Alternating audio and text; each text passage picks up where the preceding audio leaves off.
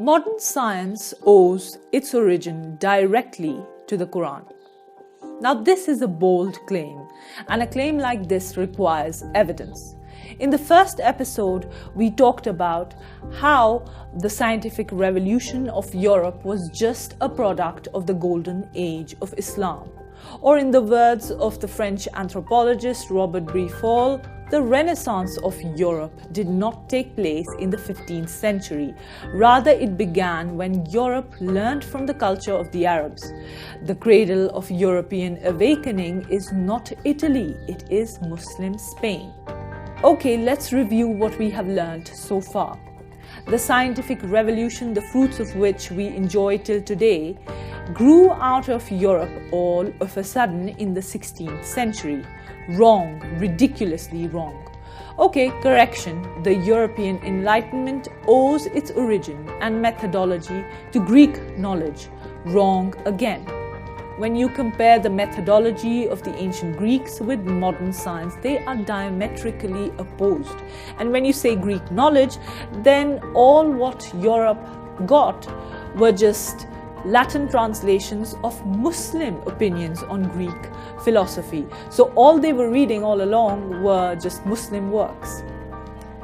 Okay, last correction. The scientific revolution in Europe gives full credit for its origin and methodology to the Muslim scientists of the Golden Age.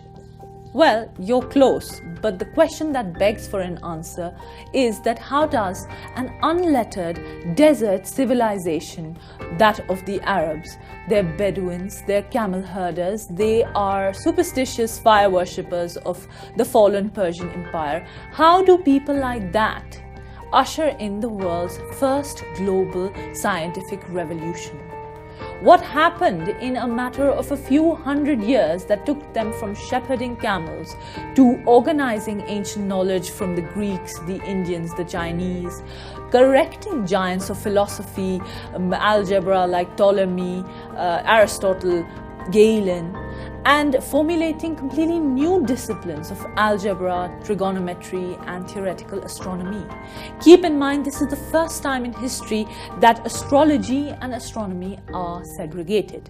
Now, the answer to this is that it is the revelation of the Quran and nothing else. There is something very powerful in the very text of the Quran that has the capacity to revolutionize an entire civilization. But to say that the Quran created modern science is a very powerful statement. Much more powerful and true than saying Muslim scientists of the Golden Age made significant contributions to modern science. Let me explain this by an example. If I were to invent something, then the credit of that ingenious invention goes solely to me. But if somehow it is found that my faith or this divine book was the main driving force behind my invention, then the credit is due to this book. And while the inventor can die, the spirit and the potential that is contained within this book remains. As Dr. Usman Bakar says, these sciences are Islamic not just because they have been produced by Muslims. As a matter of fact, many non-Muslims made important contributions to the growth and development of Islamic science. Rather, these sciences deserve the name Islamic science because they are organically related to the fundamental teachings of Islam, the most important of which is the principle of Tawheed, the oneness of God. Compare this with Galileo, who said, "The Bible tells us how to go to heaven, but not how the heavens go." The Islamic Golden Age proved that the Quran not only tells us how to go to heaven, but also how the heavens go. And that happens to be the best way we can gain knowledge and nearness to our Creator, which is our purpose. The idea that science can lead you to God was best expressed in the work of the founder of the scientific method, the man who created the idea that a scientific theory becomes a scientific fact only if it can be proved right experimentally, Ibn al-Haytham. This is a man who will later on revolutionize Europe and greatly influence scientists like Roger Bacon, Francis Bacon, Galileo, Descartes, Leonardo da Vinci, and finally Isaac Newton.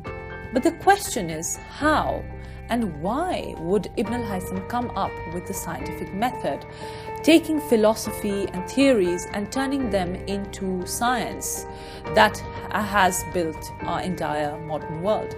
Look around you. The world that you see is not built by theories of philosophy, which were the basic characteristic of Greek and Indian science.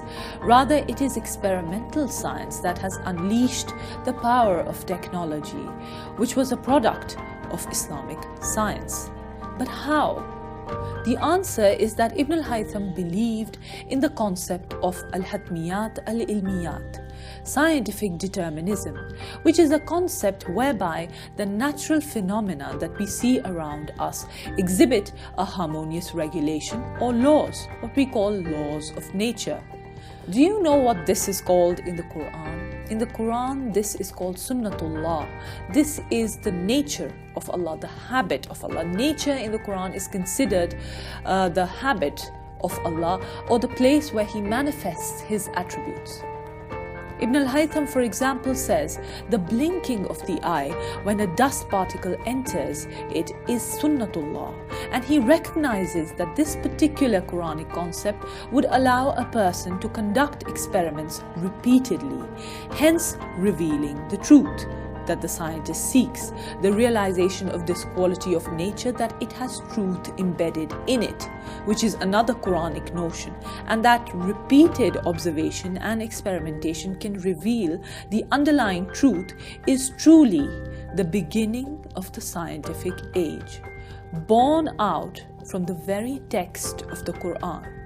We go to Ibn al-Haytham's work, Maqala fi Dawl al-Qamar, commentary on the light of the moon. He writes, the moon by itself does not produce light as understood by earlier societies, because the moon only reflects the sun's rays. Where did he get that from? He starts his book with the verse from the Quran, هُوَ الَّذِي جَعَلَ الشَّمْسَ ضِيَاءً وَالْقَمَرَ نُورًا. It is He who has made the sun a shining light and the moon a derived light. I mean, this is a man who is highly inspired by the Quran. He's using the Quran to increase his understanding of the physical world, that is to build science and the scientific method, and that science helps him to grow close to his Creator and to the Quran in turn. Remember, this is the man who later on influences the founders of the European Enlightenment, Roger Bacon, Descartes, Vitello, who was called Alhazen's ape, Ibn al-Haytham's ape, because his book Perspectiva, which was later on used by Isaac Newton, was a duplicate copy of Ibn al-Haytham's Kitab al-Manazir. And writings of Isaac Newton and Johannes Kepler reveal that Ibn al-Haytham was one of their greatest influences. The question is, Ibn al-Haytham or the book that Ibn al-Haytham held in such high regard? So to summarize, the modern world is built on science and technology, and science is built on experimentation and observation, which is the scientific method. Ibn al-Haytham is the founder of the scientific method, and in this episode we found it was the Quran directly which inspired Ibn al-Haytham to put forward the scientific method. So what that actually meant was that it is the Quran, the Quranic worldview, which lies at the foundation of all science, of modern science. But the question then is that if that can be said about the foundation of science itself, can it be said about individual sciences like physics, chemistry, astronomy, medicine, etc.? The answer may surprise you, and so you'll have to tune in for the next episode of the Second Golden Age.